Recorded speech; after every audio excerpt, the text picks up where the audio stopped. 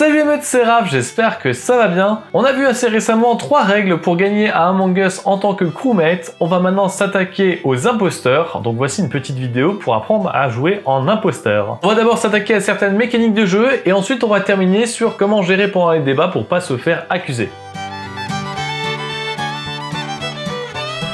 Le sabotage est ton allié!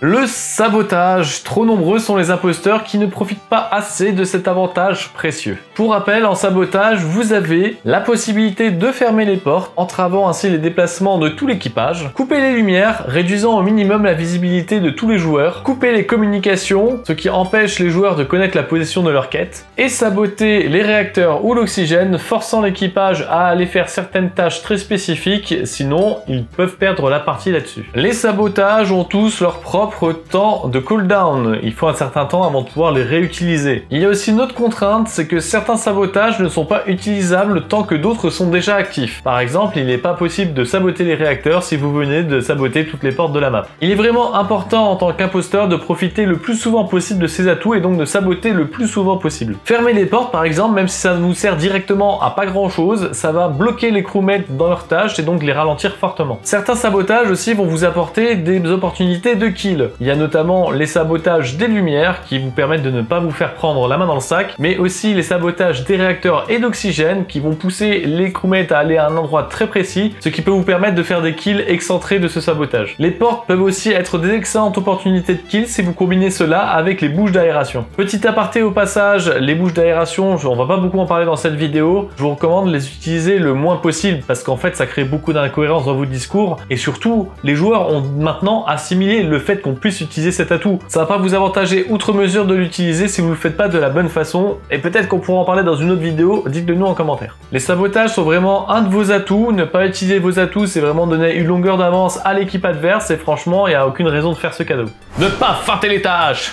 Bah si patron, moi j'ai fait mon travail hein. Trop souvent, pour se donner l'air innocent, je vois des imposteurs faire semblant d'accomplir des tâches. Bien qu'il existe désormais une option qui masque la progression globale des tâches de l'équipe, je trouve quand même que ça reste une assez mauvaise idée. Tout d'abord en faisant ça, vous offrez la possibilité à l'adversaire de vous tromper. Vous pouvez passer trop ou trop peu de temps sur la tâche que vous essayez de feinter. Vous pouvez vous placer à un endroit où en réalité la tâche n'est pas accessible. Et finalement, vous risquez de vous tromper sur le type de tâche au moment où vous vous défendez parce que vu que vous l'avez pas fait, votre cerveau peut plus facilement se tromper. Puis ensuite, qu'avez-vous à prouver en fait? Mener l'enquête fait complètement partie du travail d'un membre de l'équipage et donc du coup, ne pas faire de tâches à un moment particulier ne fait pas de vous quelqu'un de coupable, mais plutôt de quelqu'un qui essaie de comprendre, qui essaie de vérifier qu'il n'y a pas de méchant. En plus, si vous êtes assez mobile, personne ne sera en mesure de vraiment dire si vous avez fait des tâches ou pas. Vous aurez ici et là des personnes qui vous auront vu, ils ne vous auront pas vu faire de tâches, mais qu'est-ce qui vous dit que vous n'en avez pas fait? À moins que feinter une tâche vous offre une opportunité de kill, alors ne le faites pas, soyez mobile, la mobilité vous donnera beaucoup plus d'occasions. Si t'es nouveau sur la chaîne, n'hésite pas à t'abonner, on parle assez régulièrement de loup-garou en particulier parce que c'est la spécialisation de la chaîne, mais du coup on parle aussi de Among Us qui est une excellente façon d'interpréter le loup-garou dans le monde du jeu vidéo, on trouve ça plutôt chouette, on n'a encore pas fini de faire quelques vidéos dessus donc n'hésite pas à t'abonner, tu seras au courant de tout ce qu'on sort sur le sujet. Comment gérer le débat ?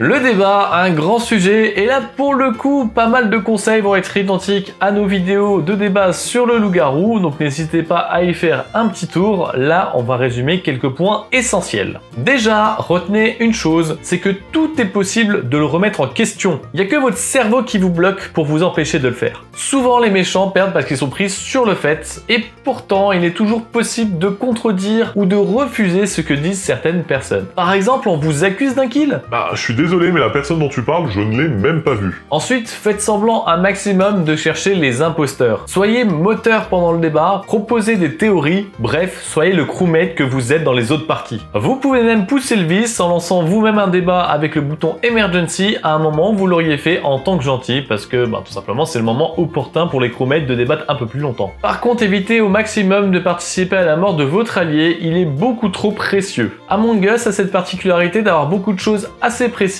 à décrire. Alors forcément, tout le monde ne peut pas décrire avec une très grande précision ce qu'il a fait, sinon il n'y a qu'une seule personne qui parle de tout le débat, et du coup ça peut vous permettre en début de partie de rester assez vague sur ce que vous avez fait. Évitez de décrire exactement où est-ce que vous étiez, exactement par où vous êtes passé, et éviter de parler bien entendu des missions que vous soi-disant avez accomplies. Étoffez votre histoire au fur et à mesure que les gens parlent et donnent de l'information. Par exemple, vous aviez dit être à l'ouest de la carte, il y a 3 personnes qui disent être passées dans le couloir ouest et qu'ils ne vous ont pas vu, mais c'est normal, c'est parce que vous étiez au réacteur, puis qu'ensuite vous êtes parti dans la salle des caméras et que du coup ils vous ont pas vu. Ce qui dérange souvent un imposteur à mentir, c'est l'idée de se faire contredire et de pas avoir de réponse à ça. Mais en réalité, il existe bien des façons de faire converger deux vérités qui ont l'air de s'opposer. N'hésitez donc pas à mentir sur votre position, sur votre chemin. Il y a bien des façons d'expliquer pourquoi quelqu'un ne vous aurait potentiellement pas vu. Profitez notamment du sabotage des lumières pour justifier qu'on ne vous a pas vu à tel ou tel endroit. Bref, des conseils pour jouer imposteur, on en a encore vraiment pas mal en stock, mais je pense aussi que ce qui peut être intéressant, c'est de regarder des joueurs expérimentés sur Among Us. De temps en temps, on sort sur cette chaîne des parties d'Among Us, n'hésitez pas à les regarder. N'hésitez pas aussi à aller voir les vidéos d'autres youtubeurs sur Among Us, il y en a quelques-uns qui se débrouillent vraiment très bien en stratégie, je pense notamment en ce moment à Skyheart et Fukano. En tout cas, si vous voulez plus de conseils ou potentiellement plus de vidéos de gameplay sur Among Us, n'hésitez pas à le dire en commentaire et le village s'endort.